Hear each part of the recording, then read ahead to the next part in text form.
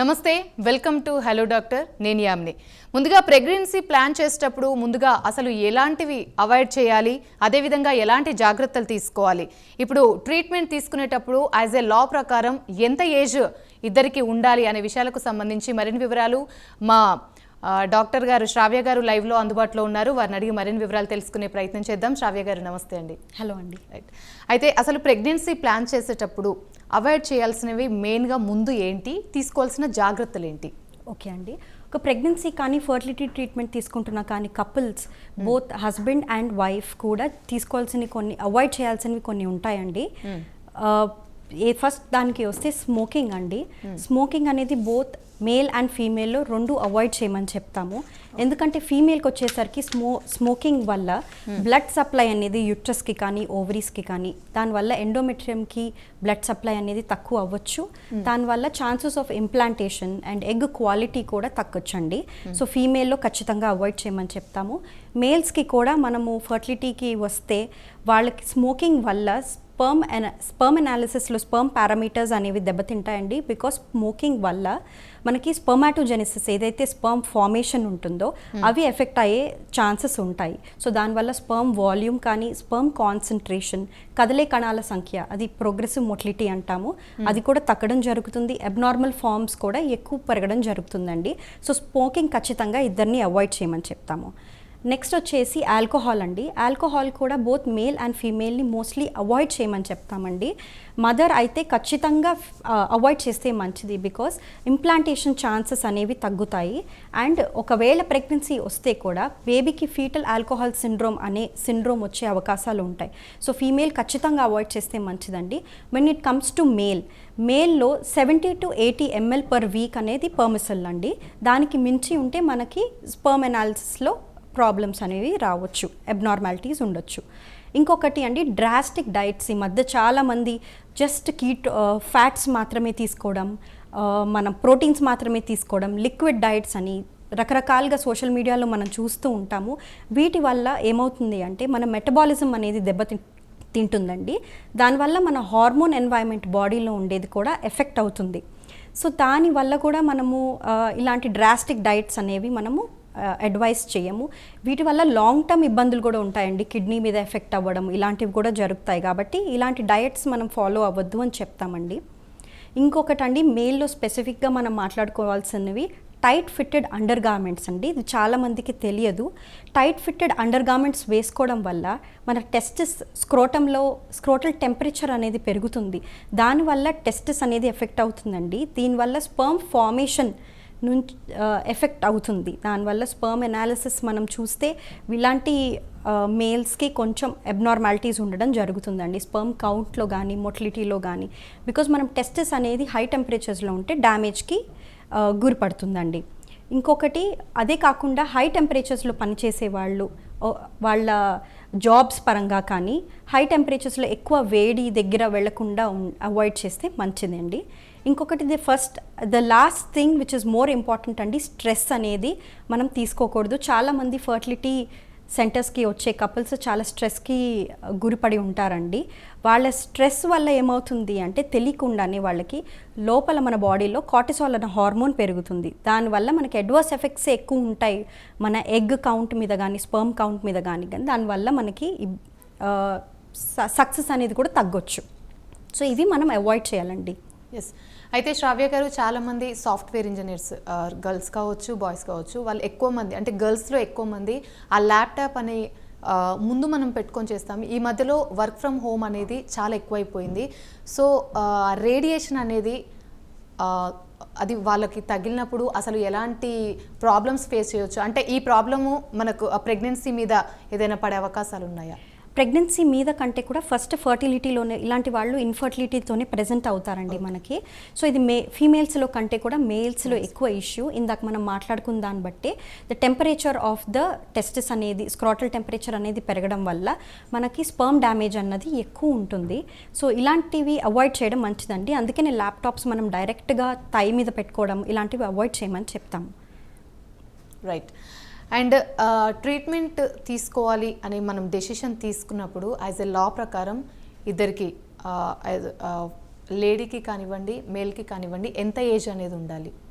మన ఏఆర్టీ లా ప్రకారం అండి బిల్ 2021లో వచ్చింది. దాని ప్రకారము మేల్కి అయితే మినిమం ఏజ్ మన ట్రీట్మెంట్స్ తీసుకోవడానికి 21 అండి, మ్యాక్సిమం ఏజ్ 55. ఫీమేల్కి వస్తే minimum age ART procedures undergo అవ్వడానికి 21 అండి, మ్యాక్సిమం 50 years. అయితే ఈ ఐవీఎఫ్ ట్రీట్మెంట్ తీసుకున్న వాళ్ళు ఎగ్స్ పికప్ తర్వాత ట్రావెల్ కానీ ఏదైనా చేయొచ్చు అంటారా? ఇది చాలా కామన్గా అడుగుతారండి మమ్మల్ని, ఎగ్ పికప్ తర్వాత ట్రావెల్ చేయొచ్చా? ఎస్ అండి, ట్రావెల్ చేయొచ్చు. కాకపోతే మనము లాంగ్ డిస్టెన్స్ ట్రావెల్ కానీ ఎక్కువ జర్కీ మూమెంట్స్ ఉండేది, ఎక్కువ స్ట్రెన్యూస్ ట్రావెల్ కానీ అవాయిడ్ చేయమని చెప్తాం. లాంగ్ సిట్టింగ్ పొజిషన్లో ఉండడం, లాంగ్ స్లీపింగ్ పొజిషన్లో ఉండడం కూడా అవాయిడ్ చేయమని చెప్తామండి. లాంగ్ డిస్టెన్స్ కాకపోతే ట్రావెల్ అనేది చేయొచ్చు, ఎగ్ పికప్ తర్వాత చేయొచ్చు, ఎంబ్రియో ట్రాన్స్ఫర్ తర్వాత కూడా చేయొచ్చు. ఎస్, ఇప్పుడు నెక్స్ట్ ఎగ్ పికప్ తర్వాత ప్రొసీజర్కి ముందు కానివ్వండి తర్వాత కానివ్వండి అసలు ఎలాంటి జాగ్రత్తలు తీసుకోవాలి? ఎగ్ పికప్ కండి ఫస్ట్ ఇంపార్టెంట్ మనం ట్రిగర్ ఇంజెక్షన్ అనేది ఒకటి ఇస్తామండి పికప్ ప్రొసీజర్ ముందు రోజు. ఆ ఇంజెక్షన్ టైంకి తీసుకోవడం చాలా ఇంపార్టెంట్ అండి. ట్రిగర్ ఇంజెక్షన్ టైం మెయింటైన్ చేసి టైం తీసుకున్న తర్వాత మనం ఎగ్ పికప్ అనే ప్రొసీజర్ జనరల్ ఎనెస్థీసియాలో చేస్తారండి. సో జనరల్ ఎనెస్థీసియాలో చేస్తారు కాబట్టి ఎంటీ స్టమక్లో పేషెంట్ని రమ్మని చెప్తాము. ఓకే, ఎంటీ స్టమక్లో రావచ్చు, కానీ ఒకవేళ పేషెంట్కి హైపర్ టెన్షన్ కానీ థైరాయిడ్ డిసార్డర్ ఉంటే ఆ పర్టికులర్ టాబ్లెట్ వేసుకొని రమ్మని చెప్తాము. ఒకవేళ డయాబెటిక్ అయితే ఆ టాబ్లెట్ అవాయిడ్ చేయమని చెప్తాము. వచ్చాక షుగర్ లెవెల్స్ చెక్ చేసుకుంటాము, దాన్ని బట్టి మనం ఫ్లూయిడ్స్ అనేవి పెట్టుకుంటామండి. ఇది ఎగ్ పికప్కి ముందు ప్రికాషన్స్ అండి. ఎగ్ పికప్ తర్వాత మనం కొన్ని జాగ్రత్తలు చెప్తామండి పేషెంట్కి, ఏం అవాయిడ్ చేయాలో అని చెప్తాము, ఏం చేయొచ్చో కూడా చెప్తాము. ఏం అవాయిడ్ చేయాలంటే సడన్ జర్కీ మూమెంట్స్ అన్నవి మనం అవాయిడ్ చేయాలండి. టార్షన్ అనే కండిషన్ అవాయిడ్ చేయడానికి సడన్ జర్కీ మూమెంట్స్ అంటే సడన్గా బెండింగ్, స్కిప్పింగ్ కానీ జంపింగ్ ఇలాంటివి అవాయిడ్ చేయమని చెప్తామండి. వాకింగ్ అలాంటివి చేసుకోవచ్చు. అండ్ హస్బెండ్ అండ్ వైఫ్ కూడా ఫిజికల్ రిలేషన్లో ఉండకూడదు అని మనము అడ్వైస్ చేస్తాము. ఫుడ్ రిస్ట్రిక్షన్స్ అంటూ ఏమి ఉండవండి. Home cooked food to avoid infections, home cooked food తీసుకోవచ్చు. కొంచెం టాబ్లెట్స్ మీద ఉంటారు కాబట్టి కొంచెం మసాలాలు కారాలు తక్కువ తీసుకోమని చెప్తాము.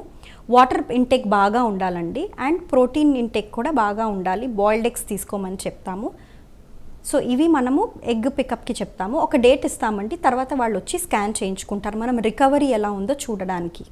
ఎస్, అయితే శ్రావ్య గారు ప్రెగ్నెన్సీ కన్ఫర్మ్ అయ్యాక వైఫ్ అండ్ హస్బెండ్ ఏ మంత్లో కలవకూడదు, ఏ మంత్ వరకు కలవచ్చు? ఓకే అండి, సో ప్రెగ్నెన్సీ కన్ఫర్మ్ అయ్యాక first 3 months are very crucial అండి. ఫస్ట్ ట్రైమిస్టర్ అంటాము. First trimester very important for pregnancy కాబట్టి మనం ఫస్ట్ 3 months ఇంటర్ కోర్స్ అనేది అవాయిడ్ చేయమని చెప్తామండి. Next last month, that is the last trimester అండి, 9th month ఎప్పుడైతే వస్తుందో అప్పుడు కూడా ఇంటర్ కోర్స్ అవాయిడ్ చేయమని చెప్తామండి. Middle period is okay. Okay, right. And fertility చికిత్స తీసుకున్న ఎవరైతే వైఫ్ అండ్ హస్బెండ్స్ ఉంటారో వాళ్ళ వివరాలు తీసుకున్నట్టు పేరెంట్స్కి కానివ్వండి ఫ్రెండ్స్కి కానీ షేర్ చేయొచ్చా అండి? ఫర్టిలిటీ ట్రీట్మెంట్ ఎవరైతే తీసుకుంటున్నారో ఆ కపుల్ డీటెయిల్స్ కానీ, ఆ కపుల్ ఏం ట్రీట్మెంట్ అండర్గో అవుతున్నారు, వాళ్ళకి ఏం ఇష్యూ ఉంది అన్నది మనం ఎవరికి డిస్క్లోజ్ చేయమండి.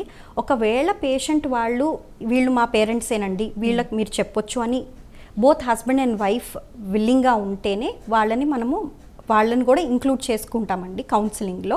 లేకపోతే ఫస్ట్ మనం ఎక్స్క్లూజివ్గా హస్బెండ్ అండ్ వైఫ్తోనే మాట్లాడతాము.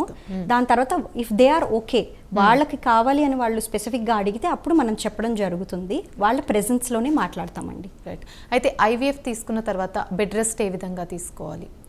ఐవీఎఫ్ అంటే అండి మనకి ఎగ్ పికప్ తర్వాత అండ్ ఎంబ్రియో ట్రాన్స్ఫర్ తర్వాత మనకి బెడ్ రెస్ట్ అనేది మనం అసలు సజెస్ట్ చేయమండి.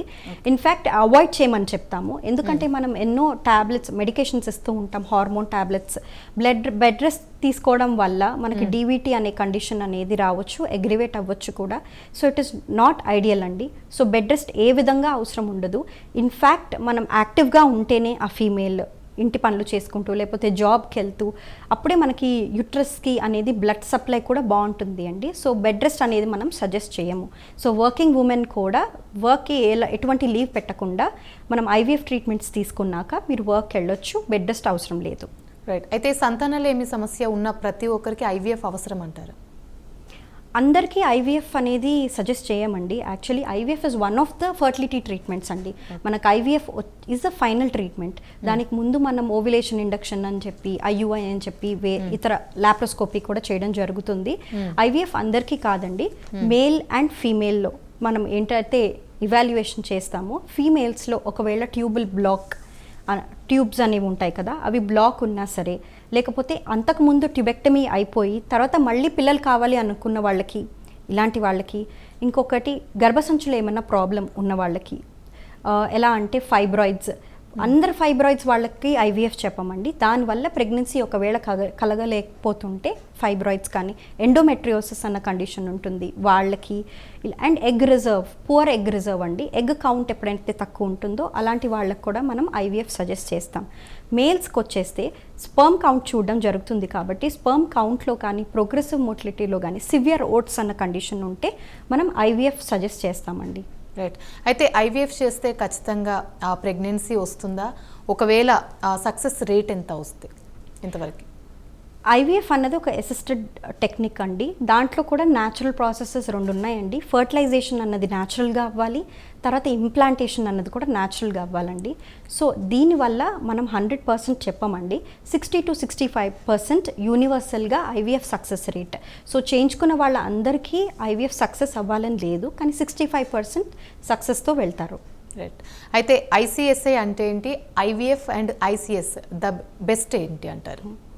ఐవీఎఫ్ కన్వెన్షనల్ ఐవీఎఫ్ అని ఒకటి ఉందండి, ఇక్సీ అని ఒక ప్రొసీజర్ ఉందండి. కన్వెన్షనల్ ఐవీఎఫ్లో ఏం చేస్తామంటే, ఐవీఎఫ్లో నార్మల్గా ఫీమేల్ ఎగ్ గ్రో చేసి దాన్ని బాడీ బయటకు తీసి అండ్ స్పర్మ్ కూడా హస్బెండ్ శాంపుల్ ఇచ్చినప్పుడు ఎగ్ అండ్ స్పర్మ్ అన్నది మనం ఒక పెట్రీ డిష్ మీద ల్యాబ్లో పెడతామండి. ఆ ఎగ్ అండ్ స్పర్మ్ అనేది న్యాచురల్గా స్పర్మ్ అది స్విమ్ చేసుకుంటూ ఎగ్ వరకు వెళ్ళి ఫ్యూజ్ అవ్వాలి అండ్ తర్వాత ఫర్టిలైజేషన్ అవుతుందా లేదా అని మనం ల్యాబ్లో పెట్టుకొని అబ్జర్వ్ చేస్తామండి. ఇది conventional IVF. ICSI intracytoplasmic sperm injection అండి. అంటే మనం డైరెక్ట్గా ఒక స్పర్మ్ని ఎగ్ లోపలనే ఇంజెక్ట్ చేస్తున్నాం. సో దీనివల్ల మనం ఎగ్ స్పర్మ్ స్విమ్ చేసుకుంటే ఎగ్ వరకు వెళ్ళాల్సిన అవసరం లేదు. మనమే డైరెక్ట్గా ఇంజెక్ట్ చేస్తున్నాం కాబట్టి మనం జస్ట్ ల్యాబ్లో పెట్టి అది ఫర్టిలైజ్ అవుతుందా లేదా అని మాత్రమే మనం అబ్జర్వ్ చేస్తాం. ఓకే. దీనికి ఎంత టైం పడుతుంది? ఎన్ని డేస్ టైం పడుతుంది? ఇమీడియట్గా ఆ రోజే పికప్ తర్వాతనే హస్బెండ్ శాంపుల్ అని తీసుకోవడం జరుగుతుందండి. ఇక్సీ ఇమీడియట్గానే చేయడం జరుగుతుంది. అండ్ ఫర్టిలైజేషన్ అవుతుందా లేదా అన్నది మనం 28 hours వెయిట్ చేసి చూస్తాం. ఎస్. అండ్ ఎగ్స్ తక్కువగా ఉంటే ఐవీఎఫ్ చేయొచ్చు అంటారా? ఎగ్స్ తక్కువ ఉన్న వాళ్ళకి ఐవీఎఫ్ మనం రికమెండ్ చేస్తామండి. ఎందుకంటే మనకి 30-35 తర్వాత డ్రాస్టిక్గా ఎగ్ కౌంట్ అనేది తగ్గిపోతుంది. సో మన జెనెటిక్ మెటీరియల్తోనే మనము ఒక బేబీని కనాలి అని అనుకుంటారు కాబట్టి ఎగ్ కౌంట్ ఉన్నప్పుడు మనము జనరల్గా ఐవీఎఫ్ సజెస్ట్ చేస్తాం. రైట్. అండ్ ఎగ్స్ పెరగడానికి ఏమైనా మార్గాలు ఉన్నాయంటారు? అంటే అది కొన్ని జెనెటిక్గానే మనం ఇంత ఎగ్ రిజర్వ్తో అన్ని పుడతామండి. తర్వాత మనం ఎగ్ గ్రో అవ్వడానికి ఏం పెద్ద మెడికేషన్స్ అసలు ఇప్పటివరకు లేవు. కాకపోతే ఉన్న ఫర్దర్ డ్యామేజ్, ఒకవేళ ఇన్ఫెక్షన్స్ ఉంటే ఇన్ఫెక్షన్ ట్రీట్ చేయడము, లేకపోతే ఏమైనా ఆక్సిడేటివ్ స్ట్రెస్ ఉంటే యాంటాసిడ్స్ అని మనము టాబ్లెట్స్ పెట్టడం జరుగుతుందండి. ఉన్న క్వాలిటీని మనం మెయింటైన్ చేయడానికి కానీ ఎగ్ కౌంట్ని పెంచడానికి ఏ సూపర్ ఫుడ్స్ కానీ ఏ మెడికేషన్ కానీ లేవండి. అండ్ అదేవిధంగా ఎగ్ డొనేషన్ అసలు అంటే ఏంటి? ఎగ్ డోనర్స్ అంటే ఏంటంటే అండి, ఒక బ్యాంక్ ద్వారా కొంతమంది వాలంటరీగా వాళ్ళ ఎగ్ని డొనేట్ చేయడానికి ముందుకొస్తారండి. ఎగ్ డోనర్ బ్యాంక్స్ అని ఉంటాయి. ఆ బ్యాంక్లో వాళ్ళు అక్కడ రిజిస్టర్ అవుతారు వాళ్ళ ఆధార్ కార్డ్ పెట్టి. సో దాని ద్వారా వాళ్ళు సెంటర్స్కి మనకు ప్రొఫైల్ పంపించడం జరుగుతుంది. మనకు కావాల్సిన రెసిపియంట్ డీటెయిల్స్ మనం ఇస్తాము, బ్లడ్ గ్రూప్ ఇస్తాము, దానికి అండ్ మన రిక్వైర్మెంట్ ఇస్తాము. దాన్ని బట్టి మనకి డోనర్ని పంపించడం జరుగుతుందండి. అన్ని ఇవాల్యుయేషన్ చేసుకుంటారు, ఒక హెల్దీ డోనర్ని మనల్ని పంపిస్తాం. అండ్ సరోగసీ అంటే ఏంటి? ఇది ఎప్పుడు మనం చేసుకోవాలి? సరోగసీ అన్నది అద్దె గర్భాశయం అండి. ఒకవేళ ఫీమేల్కి ఎలాంటి మెడికల్ కండిషన్స్ వల్ల తన హెల్త్కి కానీ లేకపోతే తన ప్రెగ్నెన్సీని సపోర్ట్ చేయలేకపోతున్నప్పుడు మనం సరోగసీ అనేది సజెస్ట్ చేస్తామండి. తన హెల్త్ పరంగా అంటే అంతకుముందు ప్రెగ్నెన్సీలో ఒకవేళ తనకు ప్రెగ్నెన్సీ వల్ల తన ప్రాణాపాయం ఏమైనా వచ్చిన కండిషన్స్ లాంటి ప్రీ ఎక్లాంప్సియా కానీ ఎక్లాంప్సియా కండిషన్స్ కానీ డయాబెటిక్ కానీ ఇలాంటివి ఉన్నప్పుడు ఒకవేళ ఆ మదర్ హెల్త్ ఎఫెక్ట్ అవుతుందన్నప్పుడు మనం సరోగసీ ఒకటి చెప్పొచ్చండి. అది కాకుండా మనము ఫర్టిలిటీ సెంటర్స్లో ఎక్కువగా చూసేది ఏంటంటే థిన్ ఎండోమెట్రియం అని ఒక ఎండోమెట్రియం అంటే గర్భసంచిలో పొర అండి. అది పొర బాగా పెరిగితేనే మన బేబీ అనేది అక్కడ ఇంప్లాంట్ అవుతుంది. సో ఒకవేళ థిన్ ఎండోమెట్రియం ఉన్న కండిషన్ ఎందుకంటే ఇంతకుముందు వాళ్ళకి టీబీ వచ్చి తగ్గిన పేషెంట్స్కి కానీ ఆషమెన్స్ సిండ్రోమ్ అని లోపల ఎడిషన్స్ అని అతుకుల్లా ఉంటుంది, అలాంటి వాళ్ళు బేబీని సపోర్ట్ చేయలేరు కాబట్టి మనం ఇలాంటి వాళ్ళకి కూడా సరగెసి అనేది సజెస్ట్ చేస్తామండి. ఎస్, అండ్ ఒక కాలర్ రెడీగా ఉన్నారు, తీసుకుందాం మేడం. కొండాజీ అనకాపల్లి నుండి. నమస్తే అండి కొండాజీ గారు. నమస్కారం మేడం. మేడం ఉన్నారు, మీ ప్రాబ్లం ఏంటో చెప్పండి. మేడం గారు నమస్కారం అండి. హలో అండి. మేడం గారు నమస్కారం అండి. నమస్తే అండి. మేడం నాకు మ్యారేజ్ అయ్యి 9 years అయింది మేడం. ఓకే. నేను మేనర్కుని చేసుకున్నానండి. అక్క కూతురు మ్యారేజ్ చేసుకున్నాను. ఓకే. అక్క కూతురు మ్యారేజ్ చేసుకున్న తర్వాత ఫస్ట్ బాబు పుట్టాడండి. ఓకే.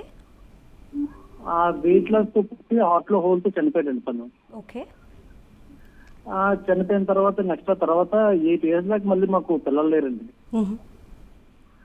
రీసెంట్ గా ఫర్టిలిటీ సెంటర్కి వెళ్తే ప్రెగ్నెన్సీ వచ్చిందండి మొన్న. ఓకే. వచ్చిన తర్వాత అది కూడా 3rd month బేబీ కడుపులోనే హార్ట్ బీట్ లేక చనిపోయిందండి. ఓకే అండి. ఆ ప్రాబ్లం ఏంటంటే ఇప్పటికీ తెలియట్లేదు మేడం నాకు. ఓకే అండి. సో ఇది కాన్సాంగ్వినస్ మ్యారేజ్ అంటారండి. మీరు అత్త కూతుర్ని పెళ్లి చేసుకున్నారు కాబట్టి కాన్సాంగ్వినస్ మ్యారేజ్ మనం ఫస్ట్లీ అవాయిడ్ చేయమని చెప్తాం. కానీ కాన్సాంగ్వినస్ మ్యారేజెస్లో ప్రాబ్లం ఏంటంటే అండి, జెనెటిక్గా కొన్ని మీ ఫ్యామిలీలో క్యారీ అయ్యే కొన్ని కంజనైటల్ కండిషన్స్ అనేవి, క్రోమోజోమల్ ఎనామలీస్ అనేవి మనకి ఇవి ఇలాగ ప్రెజెంట్ అవుతాయండి. ఫస్ట్ ప్రెగ్నెన్సీ రాకపోవడం, ఒకవేళ వస్తే ఫస్ట్ ట్రైమిస్టర్లోనే అంటే ఫస్ట్ 3 monthsలోనే అబార్షన్ అవ్వడము, ఇలాంటివి జరుగుతాయండి. సో ఇలాంటివి మనం ఐవీఎఫ్ ట్రీట్మెంట్లో చేసుకుంటే మనకు అడ్వాంటేజ్ ఏంటంటే అండి, మనం ఎంబ్రియో ఫామ్ అయ్యాక ఆ ఎంబ్రియోస్ని మనం పీజీటీ టెస్టింగ్ కోసం పంపిస్తామండి. ప్రీ జెనెటిక్ టెస్టింగ్ అండి. సో ఈ ప్రీ జెనెటిక్ టెస్టింగ్లో ఏంటి అంటే మనం నార్మల్గా ఉండే ఎంబ్రియోస్ని మనం ఎంబ్రియో ట్రాన్స్ఫర్ చేసుకోవచ్చు, అబ్నార్మల్గా ఉన్నవి మనం అవాయిడ్ చేస్తామండి. సో మీలాంటి కండిషన్లో ఐవీఎఫ్ విత్ పీజీటీకి వెళ్తే మీకు సక్సెస్ అనేది అవుతుంది అండి. ఎస్, అండ్ కాలర్ అడిగినట్టుగా మేనరికంలో పెళ్లి చేసుకుంటే అసలు ఎంత మేర జన్యుపరమైన సమస్యలు వస్తాయంటారు? ఇలా ఫిక్స్డ్ పర్సంటేజ్ లాగా లేదండి. కానీ మేనరికంలో కూడా మనకి కాన్సాంగ్వినస్ మ్యారేజెస్లో కూడా గ్రేడ్ 1, గ్రేడ్ 2, గ్రేడ్ 3 ఉంటాయండి. ఇమీడియట్గా కజిన్స్లో చేసుకునే వాళ్ళు, మేనమావని చేసుకునే వాళ్ళు, మేనమావ కొడుకుని చేసుకునే వాళ్ళు, దీన్ని బట్టి కూడా మనకి డిసీజెస్ అనేది డిఫరెంట్గా కంజనైటల్ ఎనామలీస్ ప్రెజెంట్ అవుతాయండి. పర్సంటేజ్లా కాకపోయినా ఈ మధ్య చాలానే కేసెస్ చూస్తున్నాం మనము. సో అది అవాయిడ్ చేసుకోవడానికి మనం ఐవీఎఫ్కి వెళ్తే చాలా బెటర్ అండి ఇలాంటి కండిషన్స్లో. ఎందుకంటే ఇలాంటి వాళ్ళకి రికరెంట్ అబార్షన్స్ కానీ ఇందాక ఆయన చెప్పినట్టు సేమ్ మళ్ళీ బేబీలో రిపీట్ అవ్వడం, సెకండ్ ప్రెగ్నెన్సీలో కూడా అదే రిపీట్ అవ్వడం అనేది బికాజ్ ఆ జెనెటిక్ ప్రాబ్లం ఏదైతే ఉందో రికరెంట్గా అవుతోంది కాబట్టి మనం ఏంటి అనేది ఇవాల్యుయేట్ చేసుకోవాల్సింది చాలా ఇంపార్టెంట్ అండి. రైట్. అండ్ చాలామంది మహిళల్లో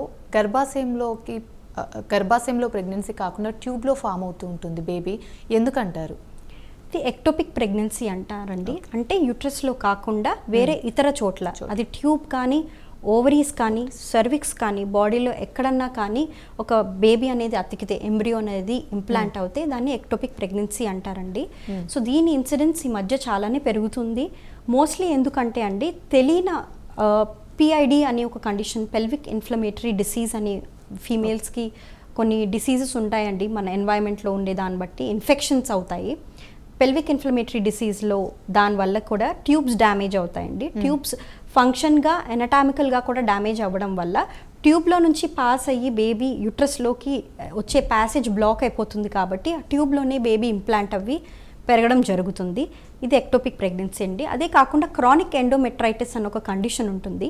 అది కూడా ఇన్ఫెక్షనే అండి. అది లో గ్రేడ్ ఇన్ఫెక్షన్ ఉంటుంది. అది ఫీవర్గా అలా ప్రెజెంట్ అవ్వదు, ఎప్పటి నుంచో ఉండుంటుంది, మనకు తెలియదు అది.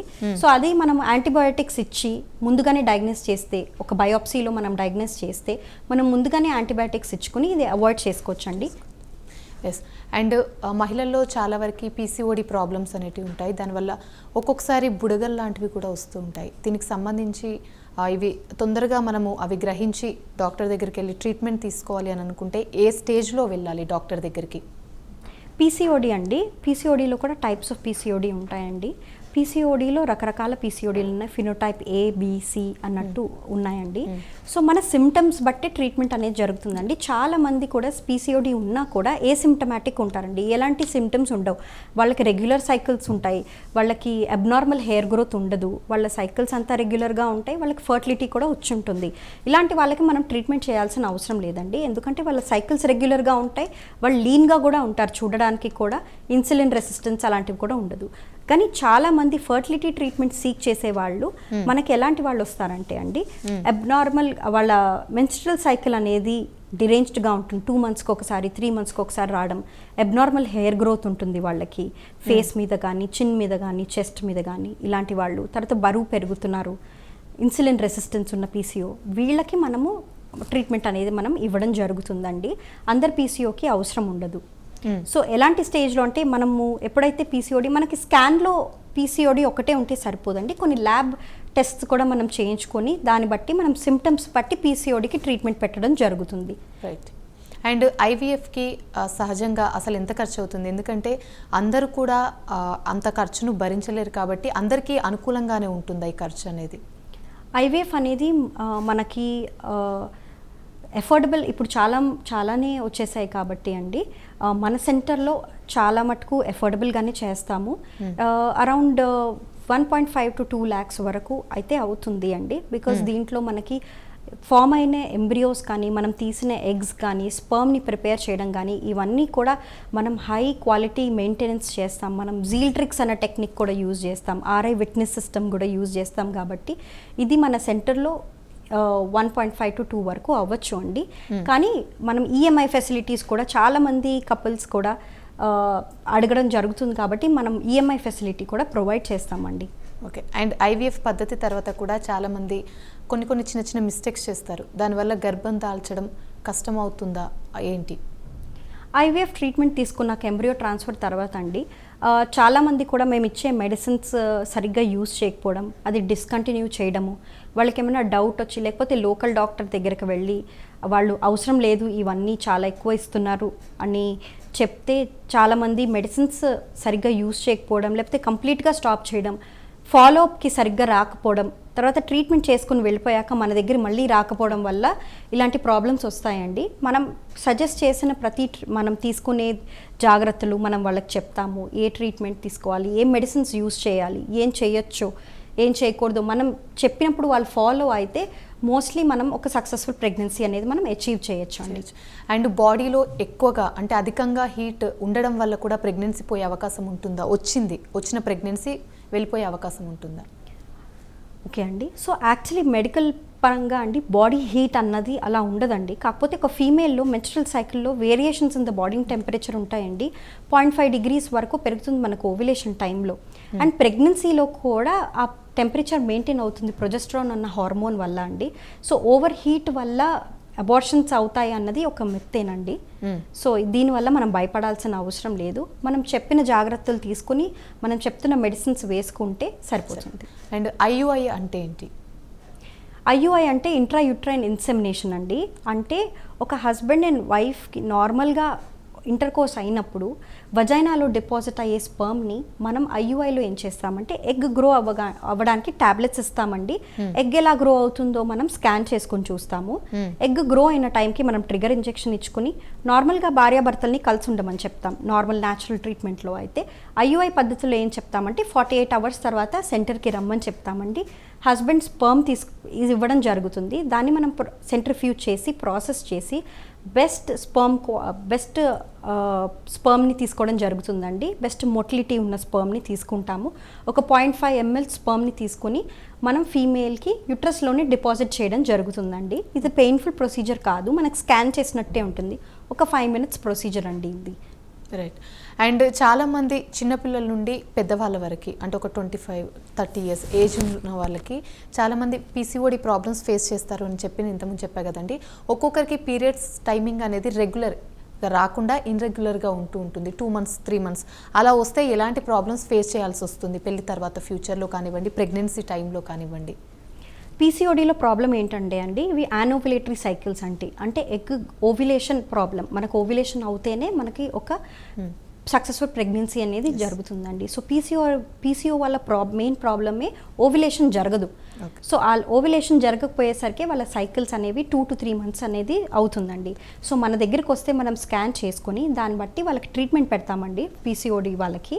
సో మనం ఎలాగో ఓవ్యులేషన్ ఇండక్షన్ ట్యాబ్లెట్స్ ఇస్తాము కాబట్టి ఫర్టిలిటీ సెంటర్కి వస్తే మన సైకిల్స్ 2 to 3 months ఉన్నా ఇట్స్ నాట్ ఎన్ ఇష్యూ అండి. ఓకే. కాకపోతే నార్మల్గా న్యాచురల్గా ప్రెగ్నెన్సీ ట్రై చేయాల్సిన అనుకున్న వాళ్ళకి ఎగ్ ఎప్పుడు ఫామ్ అవుతుందో తెలీదు, ఎగ్ ఎప్పుడు రిలీజ్ అవుతుందో తెలియదు. నార్మల్ సైకిల్ ఉన్న వాళ్ళకి 14th day ఎగ్ రిలీజ్ అవుతుందండి, దాన్ని ఓవ్యులేషన్ అంటాం. సో పీసీఓడి వాళ్ళకి ఆ టైమింగ్ ఉండదండి. సో దానివల్లనే ప్రెగ్నెన్సీ రాకుండా ఉంటుంది. సో మన దగ్గరకు వస్తే మనం వాళ్ళకి ప్రాపర్గా గైడ్ చేస్తాం, వాళ్ళ ఎగ్ ఎలా గ్రో అవుతుంది, ఒకవేళ గ్రో అవుతుందా లేదా, గ్రో అవుతున్న ఎగ్ రిలీజ్ అవుతుందా లేదా, ఇవన్నీ మనం చూసుకుని ఆ జోన్స్లో మనం వాళ్ళకి ట్రీట్మెంట్ ఇవ్వడం జరుగుతుంది.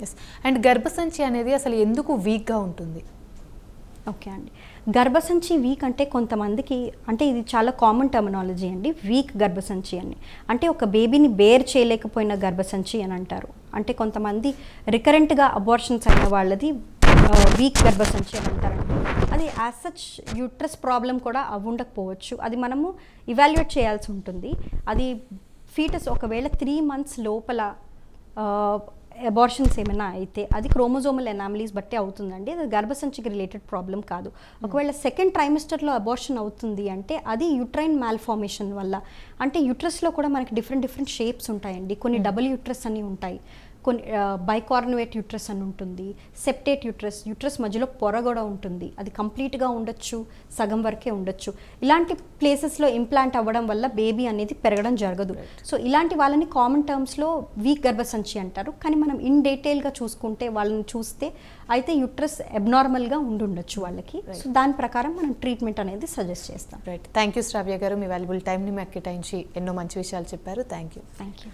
రైట్, ఇది ఇవాల్టి హలో డాక్టర్ కార్యక్రమం. నమస్తే.